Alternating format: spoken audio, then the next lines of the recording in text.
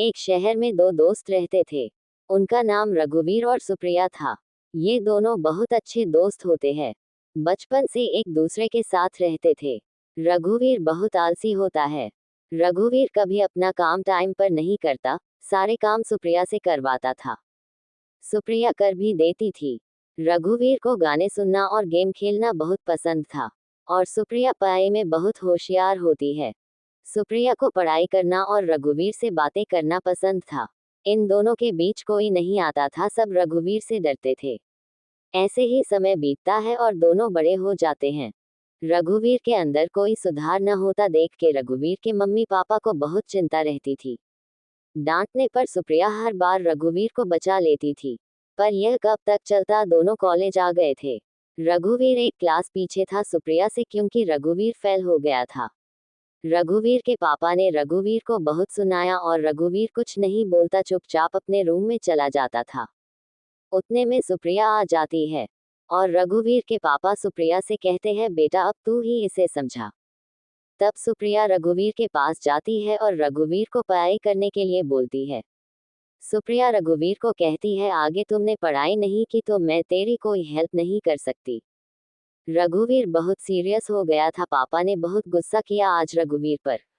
रघुवीर ने सुप्रिया से कहा, यार मुझसे नहीं होती पढ़ाई। सुप्रिया कहती है, मैं तेरी हेल्प करूंगी, हम दोनों साथ में पढ़ाई करेंगे। तो रघुवीर मान जाता है और हर रोज दोनों पढ़ाई करते। सुप्रिया रघुवीर को पढ़ाई में पूरी मदद करती। अब रघुवीर का मन ना होने पर भी सुप्रिया के साथ पढ़ाई करता, क्योंकि रघुवीर कभी सुप्रिया का दिल नहीं दुखाना चाहता था। सुप्रिया रघुवीर को बहुत पसंद करती है, बचपन से ही, पर कभी कहती नहीं है, और रघुवीर भी सुप्रिया को बहुत पसंद करता है। बचपन से दोनों एक दूसरे को पसंद करते हैं, पर कभी एक दूसरे से नहीं कहते। दोनों डरते हैं कहीं हमारी दोस्ती खत्म ना हो जाए और एक दूसरे से दूर ना हो जाए। पर रघुवीर की मम्मी कभी कभी सुप्रिया को कहती रहती है, बेटा तू ही रघुवीर का ख्याल रख सकती है, तू मेरे रघुवीर से शादी कर ले, इस पागल को तेरे अलावा कोई नहीं समझा सकता है। रघुवीर तेरे अलावा किसी और की नहीं सुनता। रघुवीर की मम्मी सुप्रिया को पसंद करती है। सुप्रिया को शर्म आ जाती है। रघुवीर की मम्मी कहती है, हर रोज रघुवीर के पापा रघुवीर पर गुस्सा करते हैं। इतना सुनकर के सुप्रिया अपने घर चली जाती है, क्योंकि रघुवीर घर पर नहीं होता, अपने पापा के साथ कहीं गया होता है। किसी काम से एक दिन कॉलेज की तरफ से घूमने ले जाया जा रहा था। सुप्रिया रघुवीर से कहती है, हमें भी घूमने के लिए जाना है। तो रघुवीर कहता है, हाँ क्यों नहीं। सुप्रिया रघुवीर और सुप्रिया दोनों का नाम लिखवा देती है। दोनों अपने घर पर कहते हैं जाने के लिए, पर रघुवीर के पापा नहीं जाने देते रघुवीर को। उसके पापा डांटने लगते हैं, कोई काम अच्छे से करता है क्या जो ये कहीं जाए, पढ़ाई पर ध्यान तो है नहीं। तभी सुप्रिया आ जाती है और रघुवीर के पापा से कहती है, अंकल रघुवीर को मैं पढ़ाती हूँ और रघुवीर पढ़ाई पर अच्छे से ध्यान देने लगा है। आप रघुवीर को मेरे साथ जाने दो, अब रघुवीर कभी फेल नहीं होगा, मुझे यकीन है। सुप्रिया की बात सुनने के बाद रघुवीर के पापा राजी हो जाते हैं। सुप्रिया रघुवीर के पास जाती है और कहती है, सुबह जल्दी उठ जाना, ठीक है। फिर दोनों जाने के लिए तैयारी करने लगते हैं। अगले दिन सुबह सब जाने के लिए तैयार थे, पर रघुवीर को लेट करने की बीमारी होती है। तभी सुप्रिया तैयार होकर आ जाती है रघुवीर के घर पर। रघुवीर अभी तक सो रहा होता है। सुप्रिया, रघुवीर कहाँ है।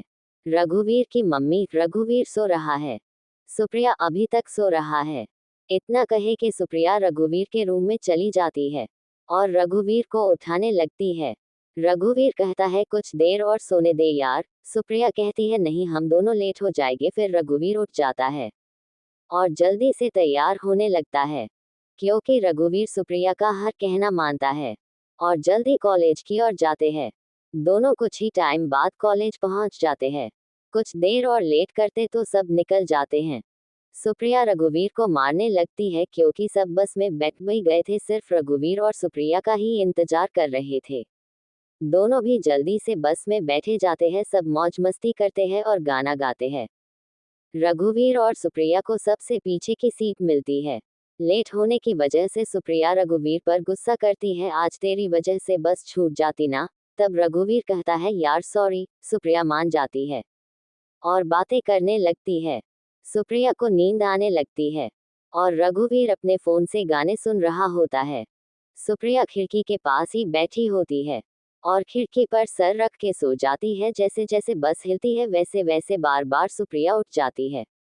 तब रघुवीर देख लेता है और अपने कंधे पर सुप्रिया का सर रख देता है।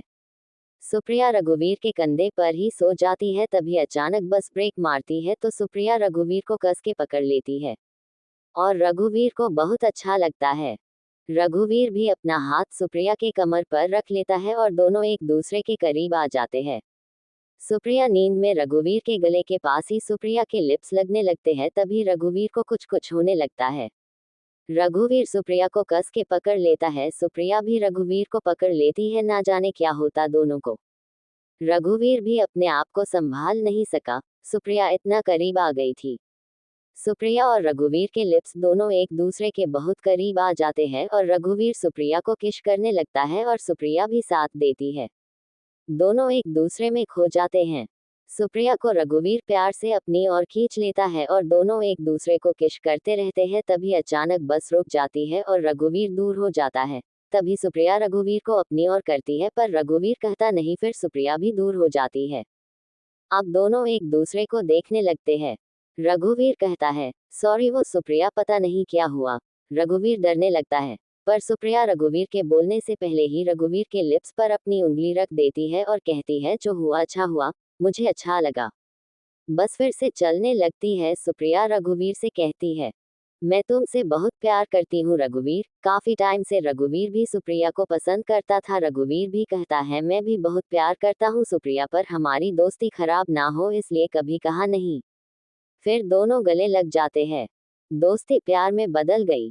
दोनों बातें करने लगते हैं। कब और कैसे हुआ दोनों को प्यार, ये बताने लगते हैं। तभी एक होटल के पास बस रुकती है और सब अपना सामान लेकर होटल में जाते हैं।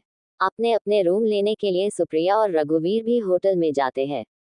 तब सुप्रिया रघुवीर से कहती है, एक रूम ले लेना, मुझे तुम्हारे साथ रहना है। रघुवीर कहता ठीक है। रघुवीर एक ही रूम लेता है। लंबा सफर था तो रात को होटल में ही रुकते हैं सभी।